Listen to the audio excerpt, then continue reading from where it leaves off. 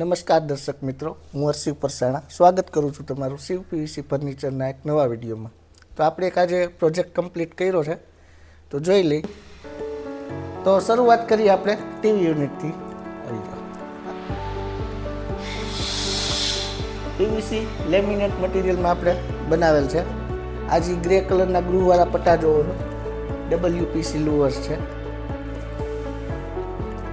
White wooden બે laminate છે. કાકા કંપનીની સીટ યુઝ કરી છે અને કાકા કંપનીનું લેમિનેટ છે. જોઈ શકો છો બે સાઈડ એક ડ્રોવર છે. વચ્ચે સેટઅપ બોક્સનું ગ્લાસવાળું શટર આપ્યું છે. ઘણાને એમ થતું હોય કે બ્લેક રિફ્લેક્ટિવ ગ્લાસમાં સેટઅપ બોક્સનું રિમોટ કેચઅપ ન કરે, તો એવું કાંઈ નથી. આ બ્લેક રિફ્લેક્ટિવ ગ્લાસ જ આપણે યુઝ કર્યો છે. અંદર સેટઅપ બોક્સને બંધ દરવાજામાં આરામથી રિમોટ કંટ્રોલથી સેટઅપ કરી શકાય. હવે આપણે જોઈ લઈએ ક્રોકરી બોક્સ. ક્રોકરી બોક્સમાં ગ્રે મેટ યુઝ કરેલ છે. સેમ કાકાનું મટીરિયલ જ છે. ઓપનેબલ શટર, ગ્લાસ શટર,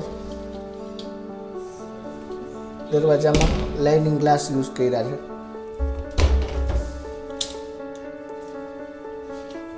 ઉપરના બે છે એ હાઇડ્રોલિક બોક્સ છે. હવે kitchen platform, L કોર્નરમાં openable shutter, આ સાઈડ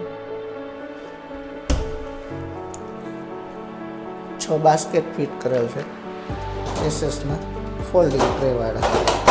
આ રીતની ટ્રે ફોલ્ડેબલ આવશે. એક આ કટલેરી માટે છે. આ કપ રકાબી માટે, થાળી વાટકા માટે. બાકીના 3 જે આવે પ્લેન આવશે. સેમ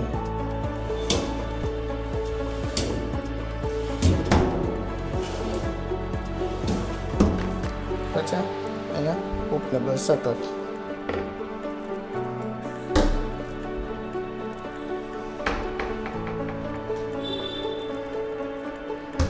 ઉપર ચીમનીનું એક બોક્સ બનાવ્યું છે.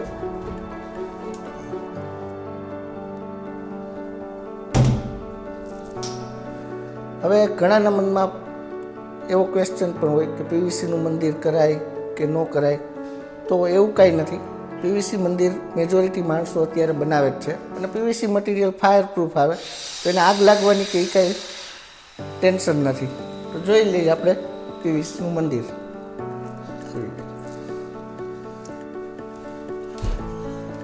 અંદર એક્રેલિક સીટ યુઝ કરી છે, CNC કટિંગ કરાવી. સાઈડમાં નાના સેલ્ફ આપ્યા છે. દરવાજાની અંદર મેટ ગ્લાસ યુઝ કર્યો છે, આરપાર ન દેખાય એના માટે. નીચે આ ટ્રે છે, દીવાબત્તીનો સામાન મૂકવાનો. બે સાઈડ એક ડ્રોવર પૂજાની સામગ્રી માટે. શટર. મંદિરની સાઇઝ 3 ફૂટ બાય 5 ફૂટ છે. હવે આપણે જોઈ લઈએ બેડરૂમ 1. આવી જાઓ. તો આ નાનકડું ડ્રેસિંગ બનાવ્યું છે. જોઈ શકો છો અંદર સેલ્ફ આપ્યા છે. શટરના ઉપર મિરર આવી ગયું.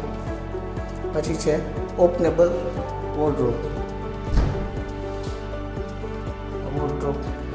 અંદર 2 ડ્રોવર આપેલા છે.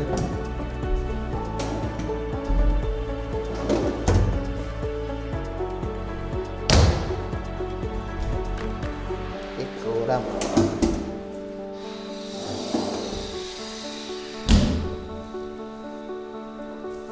લેમિનેટ ફર્નિચરનો એક ફાયદો એ પણ થાય, લુક વાઇઝ ખ્યાલ ન આવે પીવીસી છે કે વુડન છે.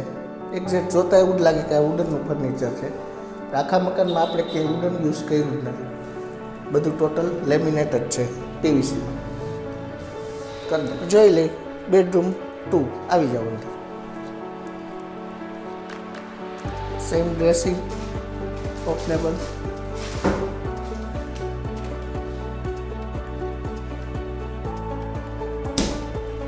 ઉપર માળિયું હાઇડ્રોલિક દરવાજા આપેલ છે,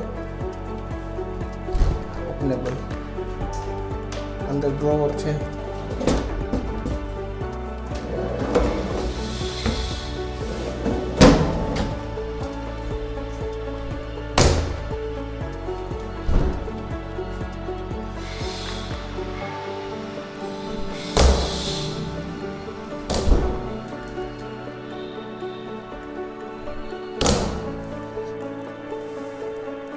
હવે આપણે આવી જાય માસ્ટર બેડરૂમમાં. તો આવી જાવ અંદર.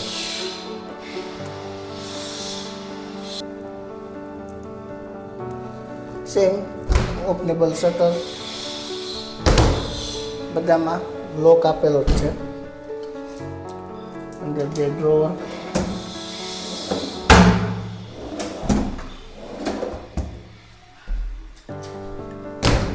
છે ડ્રેસિંગ,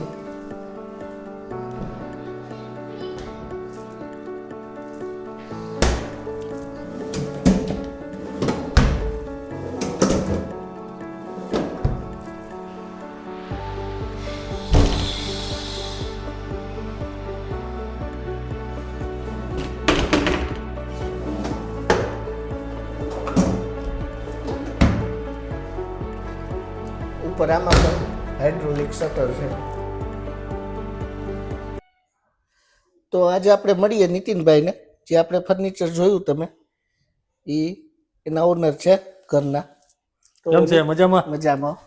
કેવું લાગ્યું નીતિનભાઈ ફર્નિચર? બસ મજા આવી ગયો તમારા કામમાં હર્ષિલભાઈ. પેલા તો મને એમ હતું કે પીવીસી ફર્નિચર એટલે શું એમ. હા. પેલા મારે લાકડાનો કરવાનો વિચાર હતો. પછી તમારા વિડીયો મેં જોયા યુટ્યુબમાં. હા. પછી વિડીયો જોયા પછી તમારી એક વખત સાઇટ વિઝિટ મેં કરી.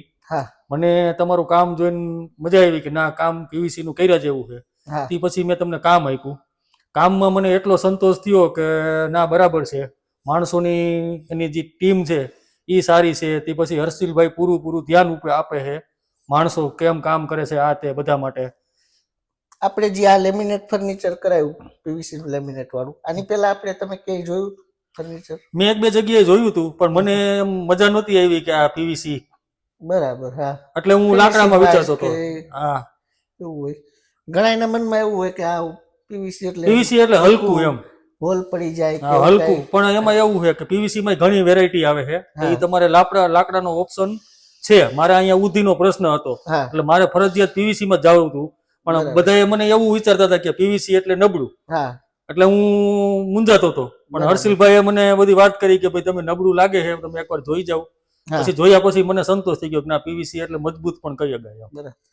તો તમે રિકમેન્ડ કરી શકો બીજા? હા, રિકમેન્ડ કરી શકી. બહુ કામ સારું.